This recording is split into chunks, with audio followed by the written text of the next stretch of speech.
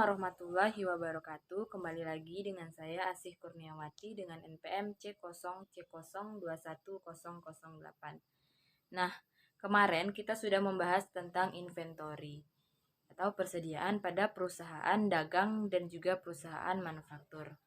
Sekarang kita akan membahas tentang completing the account cycle. Dalam siklus akuntansi itu ada yang namanya kertas kerja. Nah, kertas kerja ini bersifat operasional. Kertas kerja ini juga hanya bersifat sebagai alat bantu dalam proses penyusunan laporan keuangan. Kertas kerja adalah suatu form atau formulir berkolom banyak.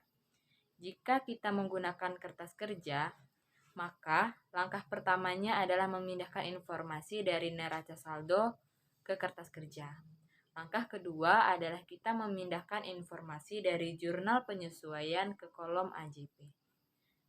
Tahap ketiga, yaitu kita menyelesaikan tahap neraca setelah disesuaikan dengan cara jika pada neraca saldo dan AJP yang terpengaruh sama-sama di bagian debit, maka kita jumlahkan.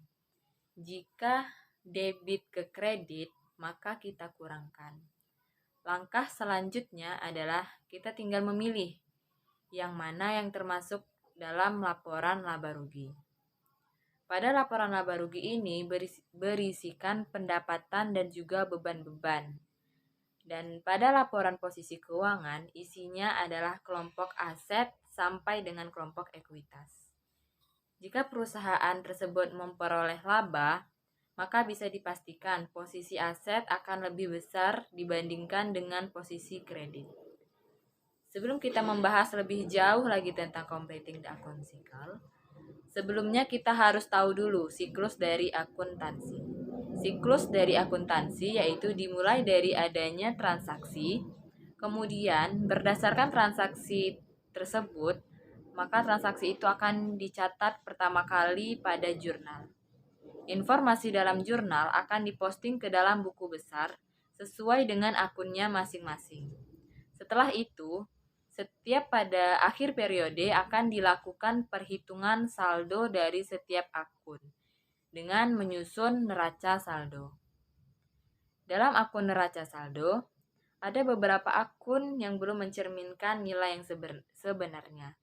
Jadi, perlu dibuat jurnal penyesuaiannya. Nah, informasi dari jurnal penyesuaian tersebut kita posting lagi ke dalam buku besar.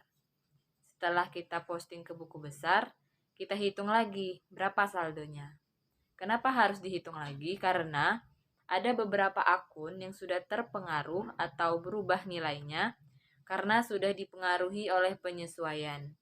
Dan ada beberapa akun yang baru muncul sebagai akun baru. Nah, setelah saldo dari akun sudah didapatkan, maka kita susun neraca saldo setelah penyesuaian. Kemudian, kita lanjut dengan menyusun laporan keuangan.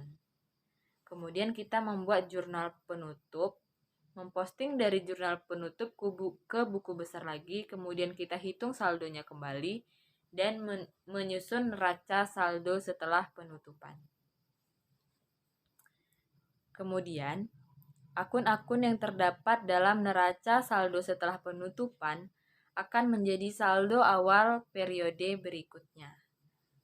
Setelah perusahaan menyusun laporan keuangan yang terdiri dari laporan laba rugi, laporan perubahan ekuitas, laporan posisi keuangan, dan laporan arus kas dan catatan atas laporan keuangan. Selanjutnya, perusahaan membuat jurnal penutup pada setiap akhir periode. Jurnal penutup ini adalah jurnal yang dibuat pada setiap akhir periode setelah menyusun laporan keuangan untuk menutup akun-akun nominal agar akun-akun tersebut bersaldo 0, sehingga saldo akun tersebut di akhir periode tidak akan menjadi saldo awal di periode berikutnya. Nah, sekarang kita akan membahas ada 2 pengelompokan akun, yaitu akun nominal dan akun real. Nah, yang pertama itu ada akun nominal atau akun temporer.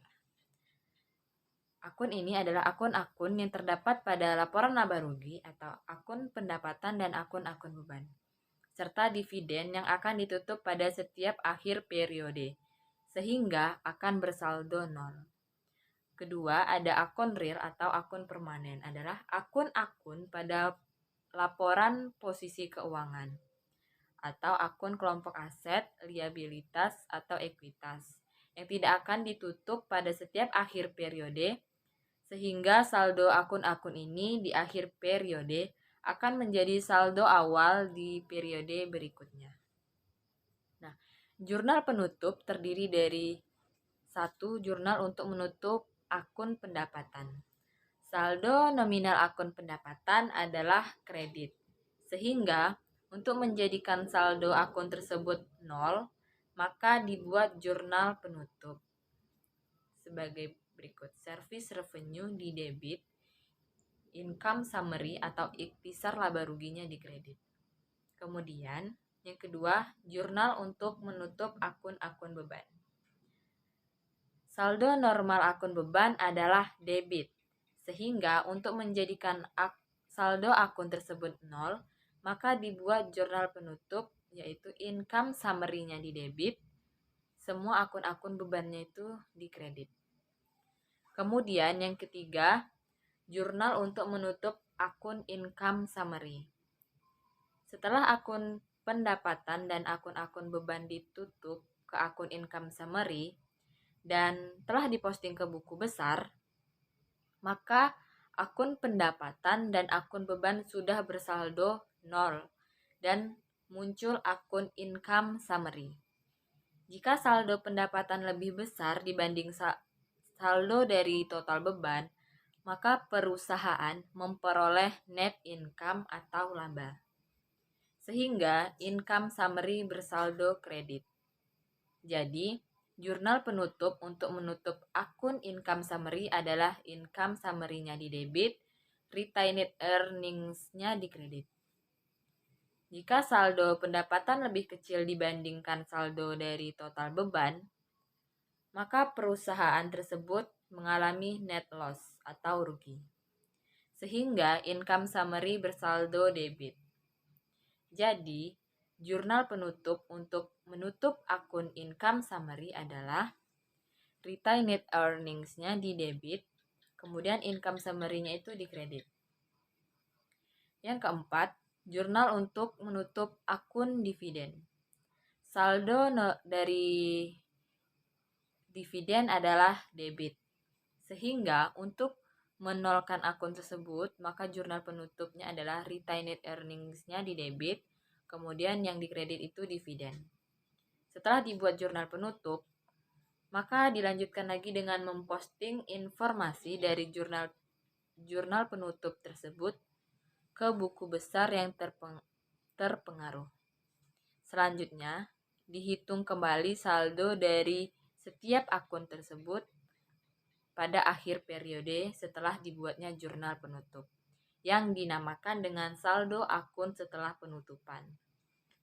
Untuk akun-akun nominal, yaitu service revenue atau pendapatan jasa, semua akun kelompok beban, akun income summary atau ikhtisar laba rugi, dan dividen akan bersaldo nol karena sudah ditutup pada akhir periode.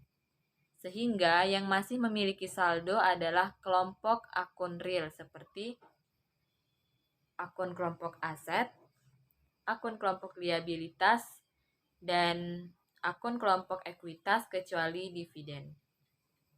Nah, setelah semua akun tersebut diperoleh saldo setelah penutupan, maka perusahaan akan menyusun suatu daftar yang berisikan akun-akun beserta saldo yang hanya memuat akun-akun real saja pada akhir periode yang disebut neraca saldo setelah penutupan atau post closing trial balance. Saldo akhir akun-akun pada neraca saldo setelah penutupan ini akan menjadi saldo awal untuk periode berikutnya. Nah, itulah sedikit pembahasan tentang materi completing the account cycle. Wassalamualaikum warahmatullahi wabarakatuh.